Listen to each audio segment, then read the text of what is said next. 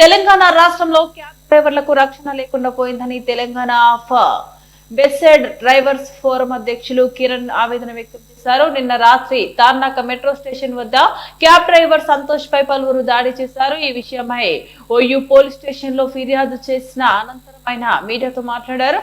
Cab డ్రైవర్ల రక్షణ కోసం రాష్ట్ర ప్రభుత్వం తక్షణమే చట్టం తీసుకురావాలని కోరారు. జరిగిన దాడి గురించి ర్యాపిడో ఆఫ్ వారికి ఫిర్యాదు చేసిన నిర్లక్ష్యంగా వ్యవహరిస్తున్నారని మండిపడ్డారు.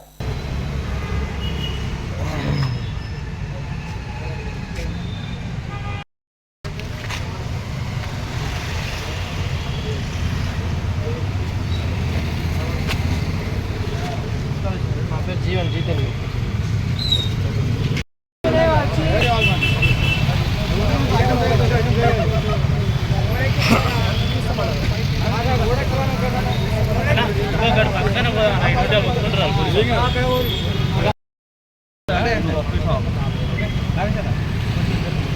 बैग उन्ना बैग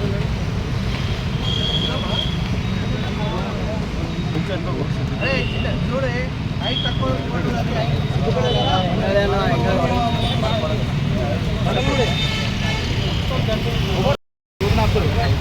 నాకు ఆయన వీడియో తీసుకొని వార్నింగ్ ఇచ్చాడు.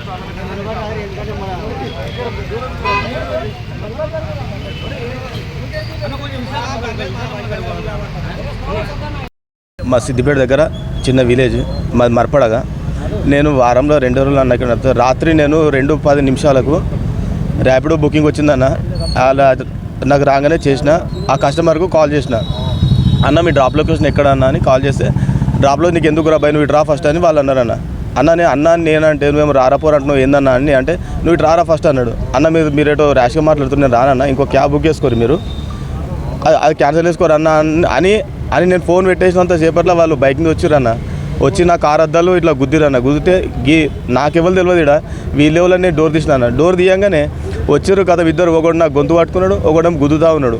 చాలాసేపు కొట్టిరన్న. ఒక 20 దెబ్బలు కొట్టినాక నాకు గల్లబట్టి గుంజిరు బయటికి. గుంజి మళ్ళీ ఒకడు ఆ కాళ్ళతో తన్నుడు కొట్టుడు బాగా వేసిరన్న. నేను ఏడుస్తుంటే పక్కపట్టి పోయి ఒక డ్రైవర్ అతను ఆగి ఆ కార్ ఆపి ఉరికొచ్చి వాళ్ళు నూకేసిండన్న.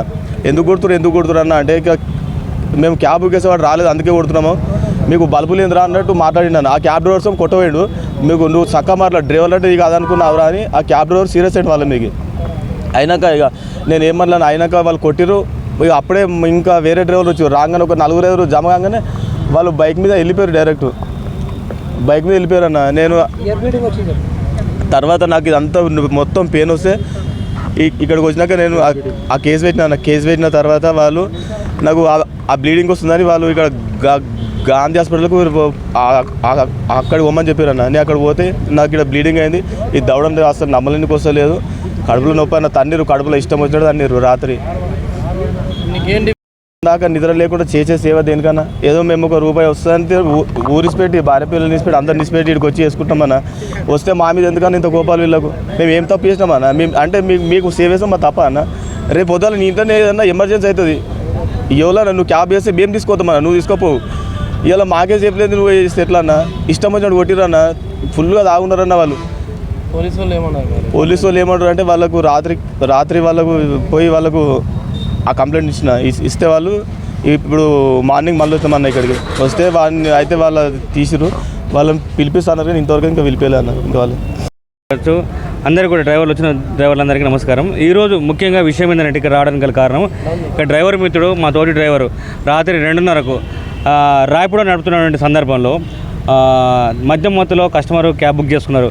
అయితే సార్ ఎక్కడికి వెళ్ళాలి సార్, వస్తున్నాను సార్ అని చెప్పేసి అంటే, మద్యం మత్తులో ఎక్కడున్నారా నేను ర్యాష్గా మాడే విధానం తెలుసుకోగానే సార్ ఓకే సార్ అని చెప్పేసి నేను క్యాన్సిల్ చేయాలనుకోలేదు. అప్పటికే 300 మీటర్ డిస్టెన్స్లో ఉండడం వల్ల వెంటనే మరి ఆ కస్టమర్ గమనించుకొని మద్యం మత్తులో ఇద్దరు ఉన్నారు, వెంటనే వచ్చి ఎందుకు రాలేదు అని చెప్పేసి దాడులు చేయడం స్టార్ట్ చేసేసారు. ఇద్దరు కలిసి అటాక్ చేసారు, కొట్టడం మొదలుపెట్టారు. ఇయర్ బ్లీడింగ్ అయింది. రాత్రి గాంధీ హాస్పిటల్లో మరి అడ్మిట్ చేయించి ఎమ్మెల్సీ కూడా చేయించాము. ఇప్పుడు ఓఈపీఎస్లో కంప్లైంట్ ఇచ్చాము. సిఐ గారు అప్పలనాయుడు సార్ మాకు మంచిగా రెస్పాండ్ అయ్యారు. కాకపోతే మేము పబ్లిక్ సేవ చేస్తున్నాం. మా మీద ఇట్లా మధ్యమత్తులో ఉండి మమ్మల్ని దాడులు చేస్తే మాకు ఫ్యామిలీలు ఉంటాయి, మరి మా పిల్లలు మా పరిస్థితులు ఏంది, మాకు వ్యాపారం లేక ముందే చాలా ఇబ్బందులలో ఉన్నాం. మరి రాత్రి పగళ్ళు మేము పబ్లిక్ సర్వీస్ చేస్తున్నాం, మమ్మల్ని కొంచెం అర్థం చేసుకోండి, మా పరిస్థితులు కూడా అర్థం చేసుకోండి. మేము భయభ్రాంతులకు గురవుతున్నాం. మేము ముఖ్యంగా తెలంగాణ ప్రభుత్వం నుంచి కూడా మాకు ఎలాంటి కూడా మరి ప్రెస్ మీద కావచ్చు లేదా డాక్టర్ల మీద కావచ్చు దాడులు జరిగినప్పుడు ఎలాంటి చట్టాలు అయితే మీరు వేస్తారో వెంటనే మరి వృత్తిలో ఉన్నప్పుడు డ్రైవర్ డ్యూటీలో ఉన్నప్పుడు అలాంటి దాడులు జరిగినప్పుడు ఖచ్చితంగా డ్రైవర్లకు అలాంటి రక్షణ చట్టం కల్పించాలని మేము ప్రభుత్వంతో డిమాండ్ చేస్తున్నాం. అంతేకాకుండా ఇలాంటి ఓలా, ఊబర్, ర్యాపిడో ఇలాంటి అగ్రిగేటర్ కంపెనీలకు తెలంగాణ ప్రభుత్వం నుంచి ఎలాంటి లైసెన్స్ లేకుండా ఇల్లీగల్గా వ్యాపారం చేస్తున్నారు. మరి ఈ వ్యాపారం చేస్తున్నారంటే మరి పోలీస్ కమిషనర్ గారితో కావచ్చు, అంటే మరి ట్రాన్స్పోర్ట్ మినిస్టర్ గారితో కావచ్చు, సీఎం గారితో కావచ్చు, వెంటనే వీళ్ళ మీద చర్యలు తీసుకోవాల్సిందిగా మేము చేస్తున్నాం. మరి డ్రైవర్కి మరి ఇలా నష్టం జరిగినప్పుడు మరి యాప్ కంపెనీలో ఎవరు కూడా రెస్పాండ్ అయ్యింది లేదు. మరి డ్రైవర్కి మరి తోడుగా నిలబడి మరి పోలీస్ స్టేషన్ రావడం కావచ్చు ఎవరు కూడా చేయలేదు. మేము కమిషన్లు ఇచ్చి మిమ్మల్ని పోషిస్తే మీరు కోట్లు సంపాదించుకుంటే మీ ఆస్తులు పెంచుకుంటారు, కానీ డ్రైవర్ శ్రమ దోపిడీ చేసుకుంటా డ్రైవర్ల మీద దాడులు జరుగుతుంటే ఈ రోజు వరకు మరి ప్రభుత్వం తరఫున కావచ్చు, మరి అగ్రిగేటర్ తరఫున కావచ్చు మాకు న్యాయం జరిగింది లేదు. దయచేసి ఇప్పటికీ మేము పబ్లిక్ని కావచ్చు, మేము పోలీస్ యంత్రాంగాన్ని కోరుకుంటున్నాం, మమ్మల్ని అర్థం చేసుకోండి, మా పరిస్థితులు బాగలేవు, మాకు గిట్టుబాటు ధర లేదు.